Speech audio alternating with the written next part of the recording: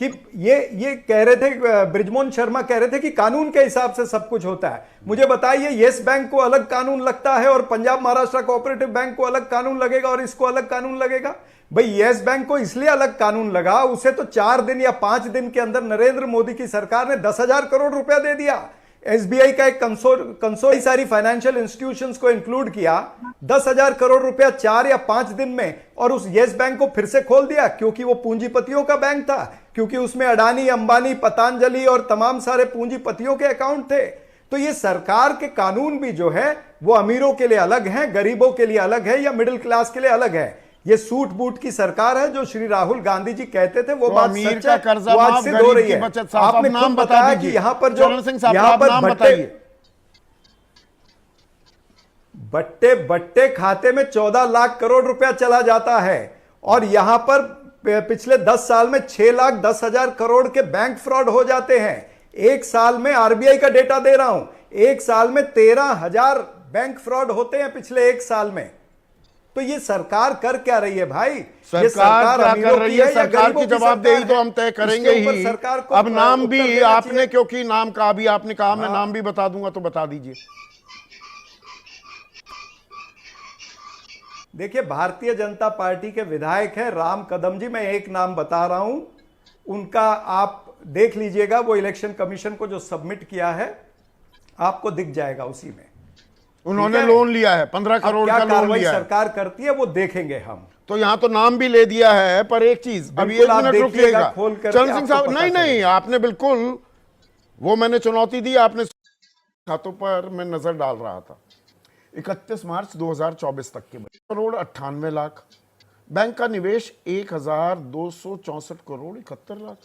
अब मैं स्टूडेंट तो इकोनॉमिक्स का मैं भी रहा हूं, ये तो ऐसा हो रहा था क्या? पहली बात तो ये है कि देखिए, आरबीआई का जो ऑडिट है हर तिमाही नहीं होता। हम ये आपको बता दें कि वो एनुअल हो सकता है, और अच्छे बैंकों का शायद बाई एनुअल 2 साल में एक दफा भी होता है। डिपेंड करता है बैंक की क्या रेटिंग है, उसका क्या ट्रैक रिकॉर्ड है। आरबीआई के अलावा इंटरनल ऑडिटर्स भी होते हैं। वो तो होते हैं, वो अलग रिपोर्ट तो भेजेंगे ना आरबीआई को। मैं एक उदाहरण, इन्वेस्टमेंट है ये, लोन नहीं।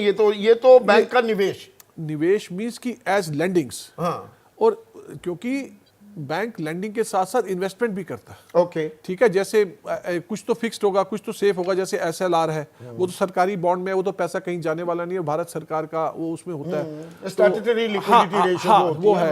एक उनकी सीआरआर है। वो तो दोनों रिक्वायरमेंट है, पर शेड्यूल बैंक के लिए। हाँ, वो पैसा सेफ है।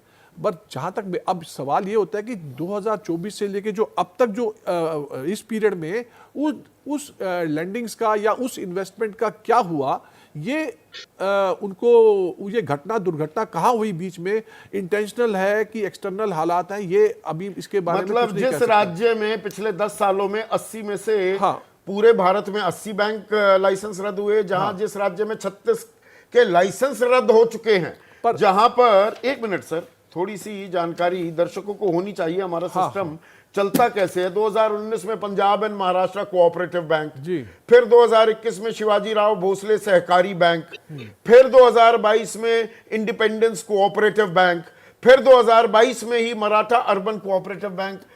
घोटाले दर घोटाले हो रहे हैं, गड़बड़ झाले हो रहे हैं, वहां पे तो और आंखें खुली रखनी चाहिए सिस्टम को। इनमें क्या चीज है कि जो कोऑपरेटिव बैंक है, इनमें पॉलिटिकल इंटरफेरेंस होती है, क्योंकि उन्हीं के लोग होते हैं। सरकार क्या कर रही है? नहीं, वो उनका स्ट्रक्चर ऐसा है। देखिए, कोऑपरेटिव स्ट्रक्चर कमाल है। मतलब अब स्ट्रक्चर ऐसा, हम क्या करें? मतलब कोई कुछ नहीं कर सकता। नहीं, इसके कानून है, पर विद इन दी कानून ही तो काम होगा ना। देखिए, ऑल ऑफ ए सडन कोई घटना, देखिए कोई भी चीज मतलब ये कानून, मेहुल चोकसी और एक तीसरा कौन सा है, मैं नाम भूल गया, नीरव मोदी।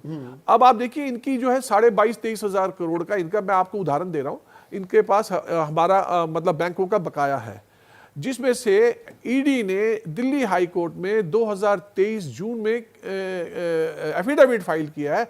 उसमें से 21,000 करोड़ की प्रॉपर्टी उसकी आइडेंटिफाई हो गई। जो सिलेक्टिव आंकड़े जब जाते हैं, एक सेकंड मैं आपको बता रहा हूं, वो हो चुकी है। मान लो अगर आज हमारी कानूनी प्रक्रिया ऐसा हो कि उस प्रॉपर्टी को हम बेच दें 21-22 हजार करोड़, तो टोटल 23-23,500 का जो कर्जा है। और ये आंकड़े आपके बिल्कुल दुरुस्त है। अब मैं 2 आंकड़े आपको बता दूं। हाँ, बताइए मट्टू साहब, आपकी इजाजत से। एक उद्योगपति है, अब कोई भी 60,000 करोड़ दफा हो गया। एक 47,000 करोड़ के कर्जदार थे। देखना पड़ेगा कि उनको छोड़ दिया गया कि बैंकिंग सिस्टम ही ऐसा है कि आम आदमी का पैसा लेके वो इनकम पैसा, जनरेट अच्छा करने- मुझे एक चीज बताइए, मैं एक मैं इस मामले में तो नादान हूं। आप मुझे एक चीज बताइए, बैंकों का उनके यहाँ पे कोई मशीन लगी होती है, कोई अलादीन का चराग है, उनका पैसा है? नहीं, उनका तो नहीं है ना, मेरा पैसा है, मैं पैसा दे रहा हूं भाई, मैं जमा कराता हूं बैंक में पैसे और बैंक उस पैसे को कर्ज देता है, मुझे ब्याज देगा 4% या 5%, 7-8% पे वो कर्ज पे चढ़ा देगा, उससे वो ले लेगा, यही कमाई का जरिया होता है। पैसा मेरा है, बैंक का तो नहीं है। वो ऐसा कोई खैर ख्वाह खुदा तो नहीं बन गया, वो देता है बड़े बड़े कारोबारियों को। बैंक डूबेगा, घाटे में तब आएगा जब वो पैसे नहीं दे रहे। बिल्कुल मेरे